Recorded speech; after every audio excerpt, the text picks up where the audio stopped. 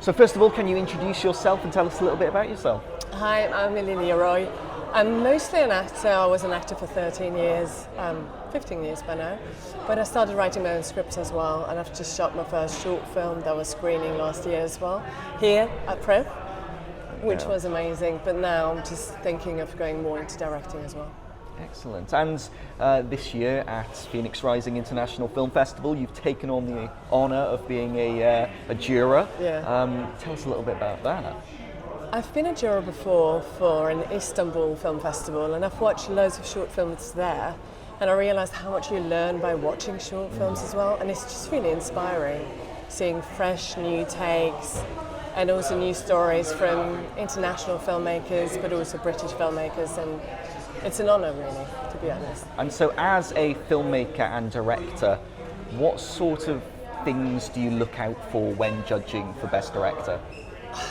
Best Director, yeah? Yes.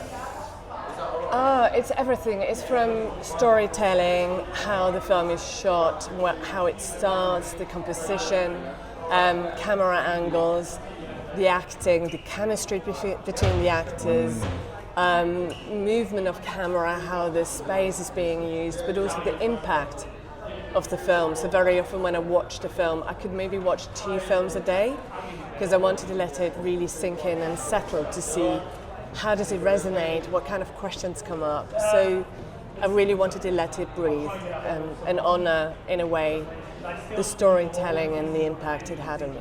That's really interesting about watching only 2 a day and letting it resonate, because overloading it can have an adverse effect. Yeah, sometimes. And it's really hard because obviously it has an impact, and sometimes subconsciously as well. And also sometimes when you wake up the next morning, you're still thinking about it, or you've got new thoughts about it. So yeah, I just thought it was fair to give it space as well. Absolutely, and you're coming with a wealth of experience at the judging, being an actor yourself. What can you think of a particular performance or particular performances that really stood out to you, whether it is PRIFF or otherwise? There were so many good performances. Very often they're non-speaking ones. It's just those very small reactions, taking the time, I guess, as well, and also just, again, when the chemistry was there between actors, or even the actor being in the moment, where you just wanted to know more, but it also really pulled you in, and it's that kind of balance of not pushing too much and letting you in, but also giving you enough so that you're really with the actor as well, or with the character, and experiencing it with the character as well. That's interesting, you're going on a journey with the character rather than just watching a screen, really. It really brings you in, which sort of goes back to the resonance of it. Yeah, absolutely. Slightly diverting to a much broader range now, what is a film you think everyone should see at least once? Pan's Labyrinth, Guillermo del Toro. Interesting, yes. Just because of the imagery and mythology, every time I watch it again, there's just more levels to it as well. And watching it from the girl's perspective as well, it's just, I love the film. Yes, a very layered sort of film with a lot of... And the fairy tale mythology, and it's beautiful. Interesting, so you recommend putting that on your watch list? Absolutely. What is you'll sort of see the themes we're going to now. Who is your favourite filmmaker or creative influence, personally? I want to say Steven Spielberg, just because of the films I've watched, like Jurassic Park when I was 13, and it's just I feel he's pushing in terms of how epic it is, but also just trying out new stuff, but the storytelling is still there. Again, Guillermo del Toro, in terms of Kronos, Devil's Backbone, so his earliest films that were really raw and very often about those intimate relationships between a child and a parent or grandfather, so those kind of films had a massive impact, and Hitchcock as well.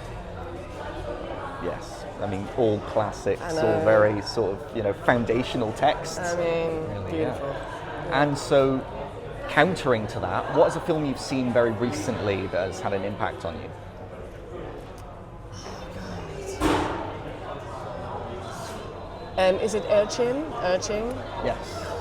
I watched that one, and it just resonated for a very long time, because you see so many homeless people on the street and you're just trying not to look, you're trying not to engage, because it's heart-wrenching, but also you don't know how to react, and you just don't want to give money because you know what's going to happen potentially.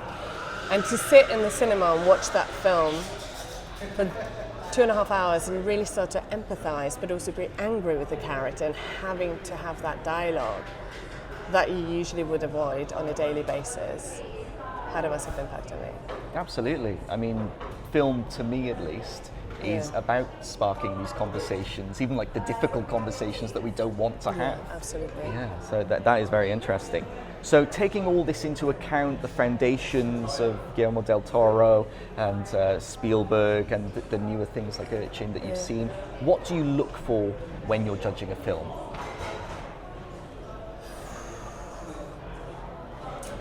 I'm trying to be really open-minded, and I'm trying to put everything aside, and I'm trying not to compare it to anything, because I think I'm really excited about new voices, new ways of telling stories, because I think it's not about hitting certain points, it's about finding your own voice.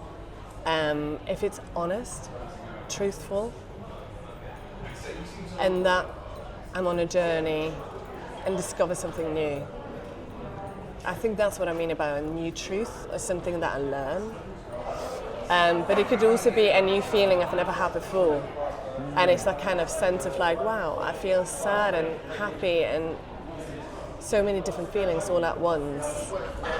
Or even if I hate a film, because it means something resonates and it challenges me. So why do I feel like, why do I hate this film? And then I want to rewatch it. Absolutely, it's confronting something within yourself. Exactly. If it's mustering emotion, then it's doing its job, yes. And so what excites you most about being part of PRIFF's jury and watching the films here? Again, it's a privilege to be watching all those films and really being able to take my time watching them, and you don't see them back to back. It's a privilege to just be able to question more whilst watching it as well, and also having that kind of dialogue, like now being at PRIFF, rewatching them on the big screen and being like, oh wow, I've watched them on the laptop and now on the big screen, what do I think now about it? So it's just, it's really great to be able to see that, and it pushes me as a filmmaker and as an actor to just going the extra mile and wanting to go further for myself as well. Absolutely, good answer, I like that. And at PRIFF, we're all about giving, talk about the new truths, new approaches to filmmaking, trying to get people into the industry.